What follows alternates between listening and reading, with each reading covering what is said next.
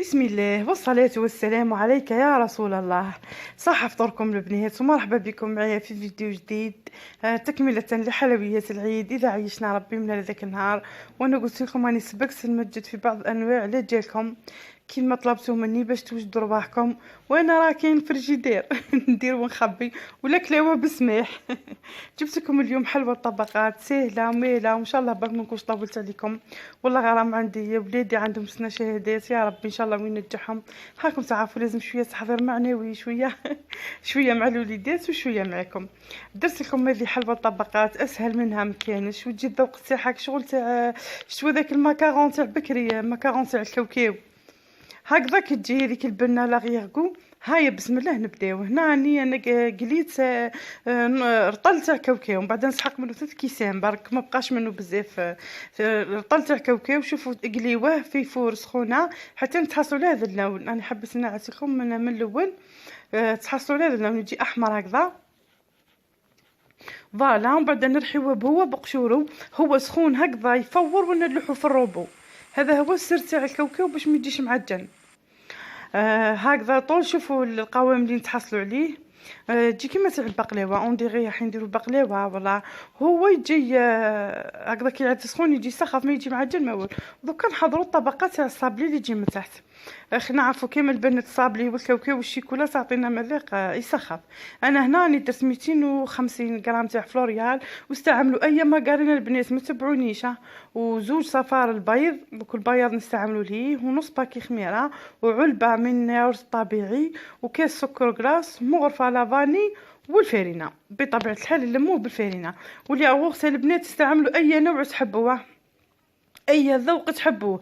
انا كي عاد الكاوكاو حبيت ندير لايورت طبيعي، ديروا فريز بنانه وكل يمشي ان شاء الله. وهنا هاني طول جيت الفلوريال الماكارين تاعي حليتها شويه بديت نسخن فيها في القصعه، ودرت لها علبه الياغورت الطبيعي فوالا. وندخلهم مليح نحضروا كيما نحضروا اي صابلي عادي. والدور تاع الياغورت الطبيعي خليه طري لمده طويله، ويجي فيه واحد الذوق هكذا واحد الريحه. راكم كي تجربوا ان شاء الله هاكم تشوفوا. ودرت المغرفه تاع لافاني تاعنا. ودوك هنا نكمل نلمو عادي برك كيما نعرفوا كامل انه صابلي ما يتعجنش. كي تعجنوا صابلي يولي معاكم مطاطين بعد كي يطيب ويفسد الشكل تاعو غير يتلم برك. واستعملوا اي مارغرينا البنات ما تتقيدوش معايا، ان شاء الله حنشوفوا معايا انواع الاخرين بصول وبماني وبانواع اخرى ان شاء الله من المارغرين. مهم اي واحد نوع اللي هما في ديرها بلا بيل وهنا من الصابلي تاعنا عادي ندخلوا في بعضها. ودوك ندير الفارينه الدفعه الاولى تاع الفارينه، وندير نص الباكي تاع الخميره. هنا عفوا صفار البيض، نضيفوا صفار البيض ونلموا العجينه تاعنا نديروها في فيلم غذائي ونخليوها تريح فوالا. بما ان دخلنا في 10 الاواخر ان شاء الله ربي كل وحده عندها في حاجه في بالها يحققها لها ربي ان شاء الله يا ربي. كيما راهم ولا ما عندناش الوقت هاد العشر الاواخر يا ربي الواحد يزيد يختم وكش ما يدعي شويه ويخطف يصلي والله هذيك هي برك فوالا. هاني هنا نلم فيها بالفارينه فوالا. بعد ما درت الدفعه الاولى ندير نص باكي تاع الخميره ونزيد دوك هنا نكمل نلمو بالفارينه ونرجع لكم وصفه الصابلي العاديه فوالا. هاني لميتها. شوفوا القوام اللي تكون فيه العجينه هاي يجي تسخف وفيها واحد الريحه. شوف كيف تجي طريه بالياغورت ما تجيش تسفرتت. ونغطيه بالفيلم الغذائي يريح تروبوزي، نخليوها تروبوزي شويه. تعرفوا اي صابلي يحب يريح شويه تروبوزي شويه ونحلها في المول تاعنا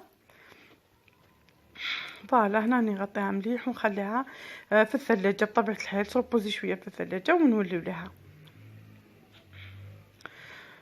فوالا. هاني هنا جبت البلاطو تاعنا الحجم العادي تاع اي فوره عند اي وحده فيه تاع 30 على 35 سنتيمتر فوالا. عندنا فيه هكذا 30 وهكذا 35 والله العكس والله.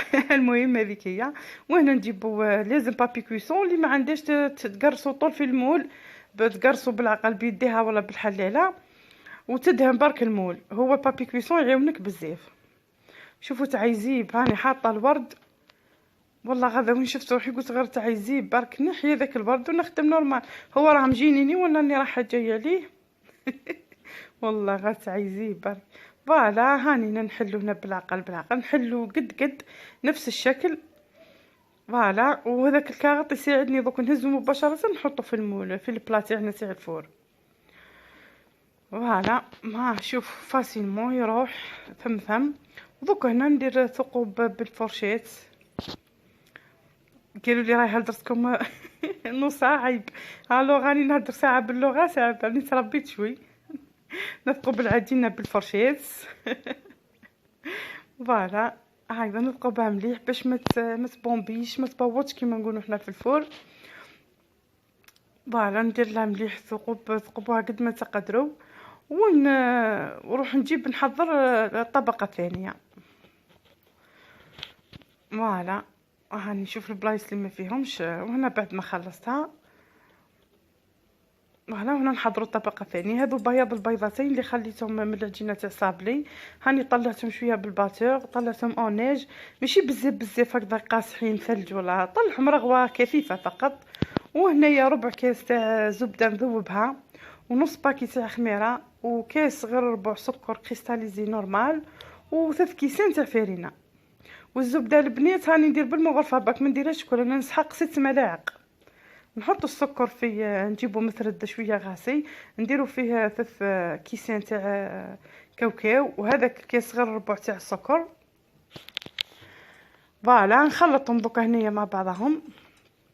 هاني نكيل ونعاود. قلت لك تحب في بزاف المقاطع، وانا والله الله غالب ان شاء الله بشوي بشوي نتعلم. هذا ما هذا ما قدرت لحد الان. سيعفوني باك حسن والف مع ضيق الوقت واختبارات الاولاد، حابه نكون معكم اكبر وقت. فوالا هاني درت 3 كيسان. شوفوا الطلل هي واش بقى منه، بقى منه قيس كيس واحد اخر هكذا. وكاوكاو ريحته بكشورو البنات، شوفوا كيف مقلي احمر مليح، وريحته بهو بكشورو كيما نديرو تاع لي كاستيل. دوك هنا نكيل الملاعق. دوك هنا على ندير 4 ملاعق، وخفت لا تجيني مزيت بيسك الكاوكاو يطلق الزيت تاعو. درت غير 4 مغارف وشفت. وبعد ما ضفت بياض البيض والخميره زدت ضفت ملعقتين. فوالا ندخل شويه داك البسوس شويه هكذا في الكاوكاو تاعنا. فوالا ونزيد دوك ندخل البيض. وهاني خليته شويه روبوزا، قلت بالك يذوب شويه السكر ويطلق شويه الكاوكاو الزيت تاعو. فوالا ولي جاها البياض قليل بنات هاني نوصيكم انا بيضات تاوعي كبار، ولي جاها البيض قليل الزيد بياض بيضه ما كاين حتى مشكل. فهمتوا لازم تزيدوا بيضه باش ما يجيكمش ناشف بزاف. انا الحمد لله 2 بياض اصلا اللي عطات لي الوصفه وصاتني قالت لي لا جاك ناقص زيدي بياض البيض نورمال. انا الحمد لله جاني سواسبه. الخليط يجي مسماسك هكذا يشبه، قلت لكم الذوق تاعو جاي زي تاع لي ماكارون هكذاك. وهنا نضيف هذا نصف الكيس تاع اللي خليته مقبل، نصف درته في الصابلي ونص درته هنايا في الطبقه تاع لي كاستيل. دوكا نزيد ملعقتين نورمالمون زدت 2 مغارف. فوالا ملعقتين تاع زبده. انا ذوبت شويه زبده ستار كانت عندي في الثلاجه، يعني كون كملت هذاك ربع الكيس يعني غير شتيت باك ربي بقات ملعقه. فوالا ونخلط الخليط تاعنا مليح. وراه قلت لكم يقطع ما شاء الله وسهل، وكل نحبوا هكذا نتهنيو ونحيو على رواحنا. فوالا نخلط مليح الخليط تاعنا هكذا. نحاول نذوب السكر شويه هاو كيفاه يكون، ما هو جاري ما هو متماسك، كنت تحكميه بيديك عباره عن عجينه. وكيما وصيتكم البنات اللي جاها ناشف تزيد البيض وما تخافش على ضمانتي بربي ان شاء الله. وهنا نجيبوا الطبقه تاعنا ديك اللي وجدناها قبيل، ونديروا الطبقه الثانيه تاع الكاوكاو. فوالا بربي ان شاء الله ديروه ويجيكم سهل. وهاني مجدت لكم ان شاء الله ثاني انواع بسيطه وسهله. يا ربي برك ادعيوا لي البركه في الوقت. والله غتقولي انا لا حنعقب نعقب السيزيام. ادعيوا لي ان شاء الله يسهل لنا ربي اموراتنا. ولادي وليدات الناس كامل ان شاء الله يا ربي. اي ام تعبت ان شاء الله ربي يفرحها يا رب. وهنا نطرحها بالعقل وما تضغطوش بزاف على طبقه الصابلي هذيك باش ما ديروا فيها حفر. فوالا هنا نعدلها بالعقل برك. فوالا نعدت لكم الطبقتين.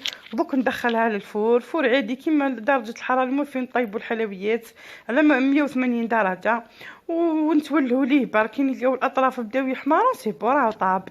شوفوا كيف ما قلت لكمش زي ماكارون. فوالا هنا بعد ما طاب انا دالي 20 مينوت جو كخوا هكذاك 20 مينوت. باسكو فور تاعي فونتي وكل وحده والفور تاعها تستعيدوها برك حتى نطيب الطبقه الفوقانيه والتحتانيه. والفوقانيه ما عندها حتى روح. وهنا ذوبت 250 غرام شوكولاته بيضاء مع كاس تاع كريم فريش. واللي خافوا منها ويقولوا لي خافوا مده الصلاحيه ولا ديروا كاس حليب، كاس صغير سير حليب وقطعه زبده. راني نهضر ونعاود بعدا ما تقوليش الوصفه ناقصه. انا درت كريم فريش لان مده الصلاحيه تاعها مازالت على شهرين باش تموت ولا اكثر. وانتم شوفوا ديروا كاس حليب صغير وطاف تاع الزبده وذوبوا على حمام مائي وحركوا حركوا حتى تذوب الشوكولا البيضاء تاعكم. انا ما نحركهاش نديرها ونخليها حتى تذوب خلاص ونروح لها كسعيت. وهنا درت الشوكولا البيضاء ودرت لها ملعقه من الشوكولا السوداء. نحب نحصل هذا اللون شوكولا شيكولا حليب كيما نقولوا حنا شوكولا اولي. نحب هذا اللون تاع الشيكولا. ولي تحب تخليها بيضاء بيضاء ولي تحب دير شوكولا سوداء دير شوكولا سوداء كيما تحبوا. هذه مجرد اذواق فقط. انا حبيت هذا اللون لذلك درت الشيكولا البيضاء 250 غرام ودرت لها ملعقه من شيكولا سوداء كيما سويلكم. وذوك هذيك الشيكولا السوداء نروح نحكم كيس هذوك اكياس تزيين. والله انا هنا ثاني ما عنديش وحده اكياس شواء تاع الدجاج كلها كملتهم في الشيكولا. اكياس تاع الدجاج هذوك تاع الشواء كي تحسن من ندير فيهم. درت فيه كيس هذاك عاوني يعتبر كشغل بوش جو طابل هكذا. درت فيه هذيك الشوكولا السوداء وندير خطوط التزيين هذاك العادي اللي نحبو حنا كامل الجزائريين. نحبو خطوط الشيكولا هذوك من الفوق. الشيكولا دير تعمل عنا فارق. فوالا هنا هاني رحت نجيب تعرفوني نحب نكرر صاليدي. نحيت مليح هذيك الشيكولا من ريسيبيون كملتها كامل. وتجي كي ديروها بلي هاد لا كريم فريش تجي روعه. وهي كيف الزبده وحليب ولا كريم فريش هم نفس الذوق. فقط البنات شتهم خافوا منها بزاف الوغ ما ديروهاش ديروا زبده وحليب. هي راه شوفوا تاريخ صلاحيه برك راكم تخدموه وتقطعوه. وملي عندهم سخون الحيله حاجه باينه قاطعوا تاع الشيكولا تخبيوه في الفريجيدير. كيما حنا الحمد لله مازال عندنا البرد درتو في بورت مونجي وحطيته في البلاكار نورمال. هاني هنا رحت درت خطوط تاع الشيكولا. هاني راح جايه. الناس توري الكاطون نوري في ذرعيه. والله ما توليت بلي راني رايحه ليه نبدا ندير التليفون اون فاس ليا خير. فوالا هنا راني درت خطوط عادي. درت قلت لكم هذيك الشيكولا السوداء ما زدت لها والو. ذوبت على حمام مائي فقط بدون اي اضافات. والشيكولا البيضاء كما قلت لكم يا تحبوا الكريمه يا تحبوا الزبده وحليب. درت 250 في كاس كريم فريش هوبلا اللي بقات لي من النوع الاخر كاس. واللي ما تحبش لا كريم فريش دير كاس صغير حليب وقطعه زبده. وهنا نجيبو كيردون ولا اي عفسه نديرو هذو الخطوط برك. هذا الشكل معشوق الجزائريين. اصلا كي نشوفو يعجبني الكاطو تاعو. هذا ما كاين نديرو خطوط فقط. وراهي تنشف ليه البنات هذوك ثم ما نجي نكملو غير جيست نكملو نحطو نلقاها نشفت نقطعوه مباشره. ما تخليوه لا سبيت لا يسبع لا يربع قطعوه في ثم. ديروا الشيكولا من تنشف غير مجرد تحكم دير هذيك شوف الله يبارك هاي تبريي وناجحه الوصفه الحمد لله باذن الله. هنا راني جيت لها بعد ما نشفت نحيت لها الاطراف باش يجيوني الحبات كل سواسوا. نحي لها الاطراف ونكيلها كيلو باش تحبوا. انا درت وقيله 5 سنتيمتر جبت مسطره كيت بها ودرت هكذا علامات برك هكذا خطوط خفيفه. ودوك نقطعها خفيف وطري يتقطع معكم فاسيلمون.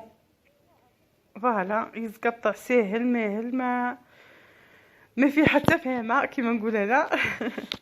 وان شاء الله تجربوه. هاني انا حبيت تحبوا تعرفوني نحب هكذا نعتكم كيفاه طري كيفاه. شوفوا الله يبارك كي تفرتت هذيك طبقه الصابلي كيعاد فيها هذاك فيها واحد الكو يسخف ويجي يتفرتت وتشرب مع قهوه حليب مع عصير.